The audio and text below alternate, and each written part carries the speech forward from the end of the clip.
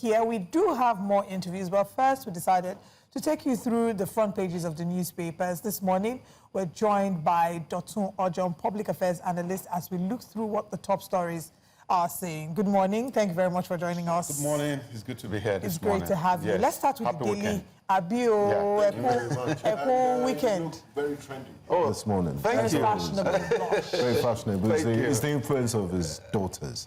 It's very brave for men to wear pink. Well, no, real men wear pink. Yes. Thank you for joining us. Let's begin with the Daily Independent. Too many stories to look at.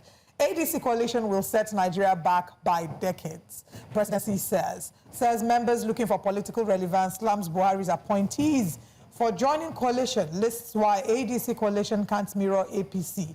APC describes promoters as merchants of vendetta. Anyanwu's reinstatement, them are going to be remembered for presiding over PDP's final funeral. Sanwo-Olu mourns ex-Super Eagles goalkeeper Peter Rufai. We all do. 2027, why Wike is already afraid of us by ADC. Coalition, Labour Party slams Abure, says it gave Obi blessings to participate. Senate considers proposals on electoral reforms, state police, local government creation. My children have rights to own land, Wike says. Slams opposition, defends Tinubu's tough decision. And finally, we've made oil smuggling unattractive, says Tinubu. Too many stories. Let's start the coalition. Your thoughts on the coalition? Coalition. In terms of ballot strategy, yes, it's a top-notch decision they've made. And what do I mean by ballot strategy? One of the major issues that we have in Nigeria is the ability to educate our people to know how to vote. It's beyond the party. When they give them the ballot paper, 18+1 parties, and they begin to struggle. But they are used to PDP, they are used to APC. So they can actually go directly and touch on those ballot, on those positions on the ballot paper. But now, when they were talking about coalition registering another party, a lot of people didn't know the reason behind the ADA that they proposed. It's because that any political party that comes before APC actually has a very big advantage. And when you are educating the people, it gives them a very an easy task to be able to educate the people. When Labour Party was becoming a bit problematic, people in Labour Party were looking towards the direction of Zenith Labour. Why is that? Because the strategy is that when you hand the ballot paper to the voter, you can easily say it's the last party on the ballot paper. So registering political party is beyond, people don't know the strategy behind it. So, and if you look at the last election in Ondo State, last election in Ondo State quickly, you discover that APC actually campaigned the number of votes that ADC got. We now began to ask questions. We didn't see this young man. We didn't see this young man.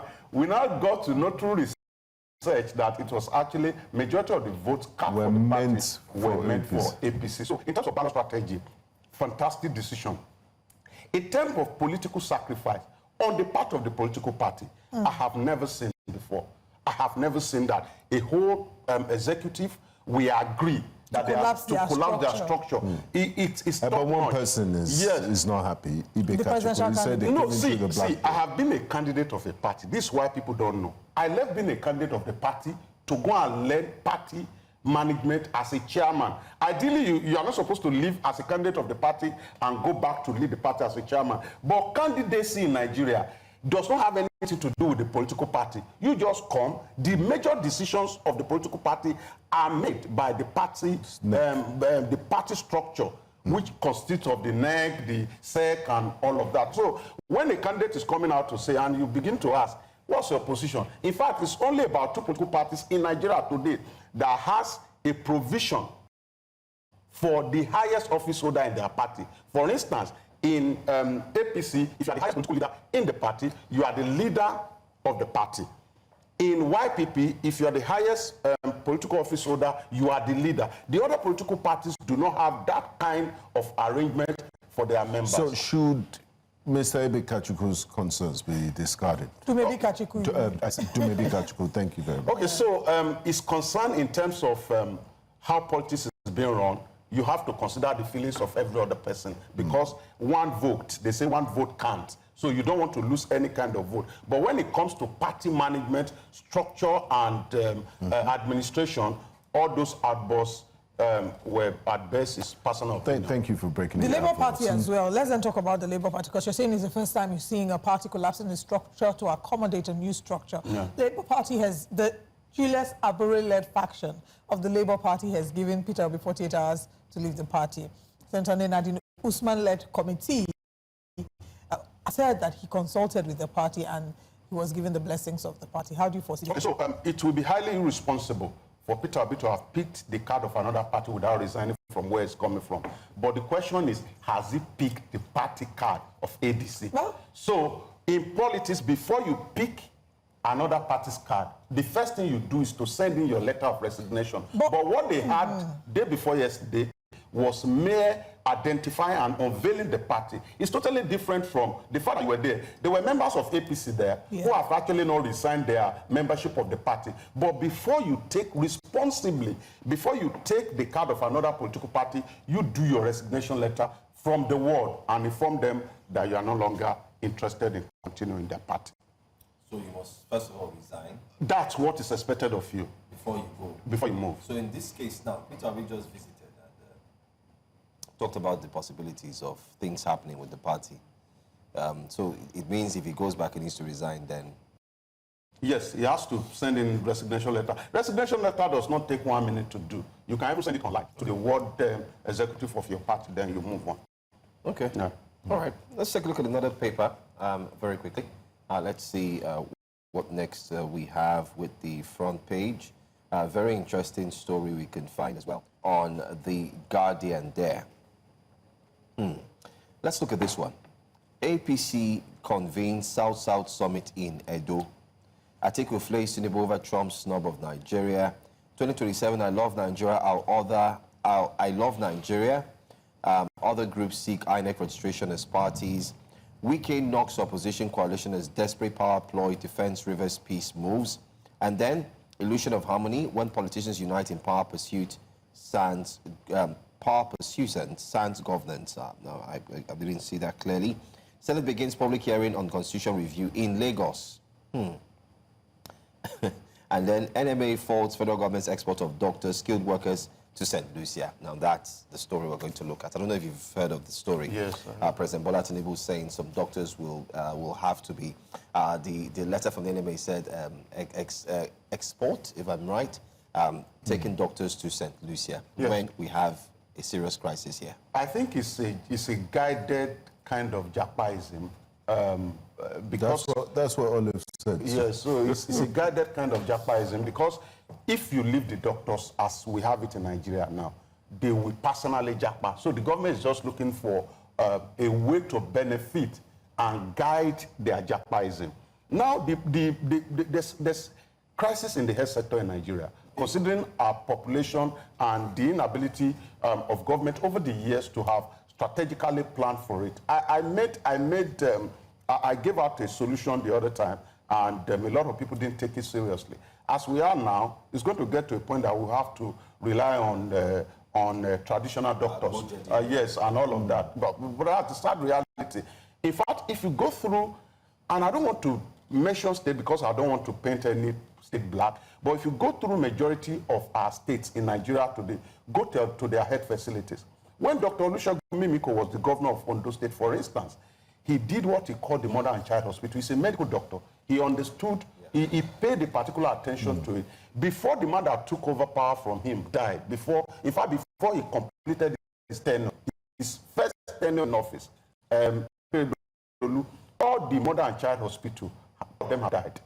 As completely, in fact, there was the one in Akure that people come from Benin Republic to have medical attention there. It was that fantastic. Before Akeredolu spent 3 years in office, the thing was dilapidated to the point that water was actually coming out of the roof. That's an example of how our health situation has been. With the number of political wards that we have in Nigeria, reasonably we expect that each political ward should at least have a functional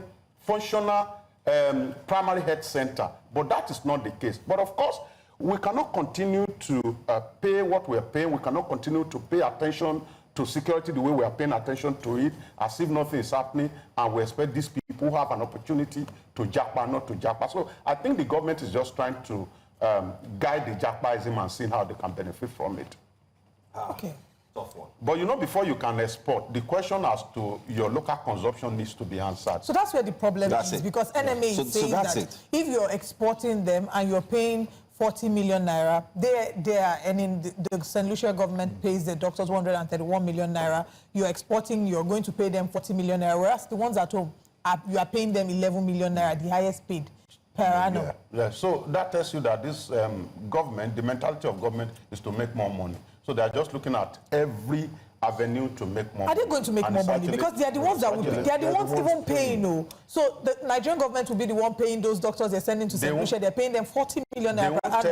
They won't tell you the bilateral benefits that are in it. They will jump out to say, oh, this is what we are doing. Of course, the government will not just, yes, there must be bilateral benefit in it. But most importantly, I have said it again, and I'm going to say it, the Nigerians today who want to gain admission to study medicine, but because of the capacity of some of these universities, they are unable to take all of them. In fact, there's a private university now that's trying to cut down the number of nursing students. They are already in 200 level. They want to cut it down because they do not have the capacity to accommodate that kind of number. So what I'm thinking is that deliberate investment of government should go into the medical field, and you make it compulsory for any graduate to practice in Nigeria for a period of 5-6 years before they go abroad. By the time you do this, you see that your universities will churn out more medical practitioners, and as a matter of fact, they have to stay in the country and work for a period of time before they are exported.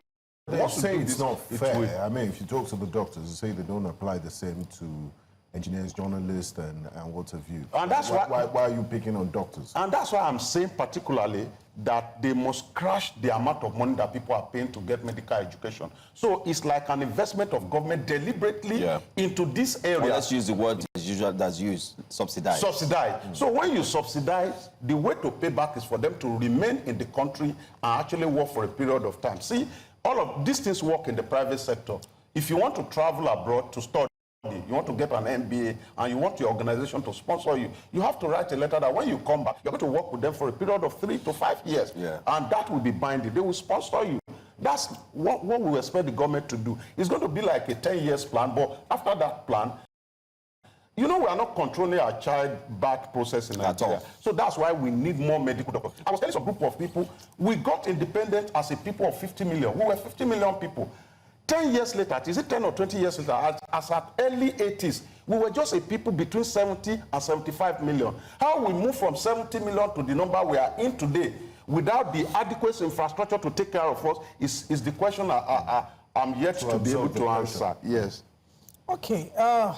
We've run out of time. There's so many other stories here on the front page, but it would seem that the coalition is the biggest story. And in the next week, I'm sure that there will be new developments. We'll probably see more people moving to the coalition and more people slamming the coalition like we've seen. I don't want the arrogance of government to actually becloud them of what can actually come out of the coalition. Because the truth is that the unpopularity of the government, and it's not a subject of a performance, it's a subject of perception. Of this unpopularity that we have now is becoming louder by the day. And once your unpopularity becomes this loud, then the people are looking for a way out of the situation. So it may not be because of the excellence of the new political party. The people they've gone through political education and they know, okay, we don't like this government, but we're not just going to accept anything because the government is not popular. I'm not sure they've actually gone through that kind of education. I am actually not sure. From Jonathan Buhari. See, to measure the word learning, you have to look at what happened in 2019. The fact that former President Buhari could still get that kind of vote and got re-elected in 2019 means that we still have a lot to do in educating the people to be able to choose right. Okay. Yeah. Thank you so much, Mr. Dotun Ojon, for being here, and always excellent analysis, any day, anytime, and it's a pleasure. We look forward to see you again next week. Yeah.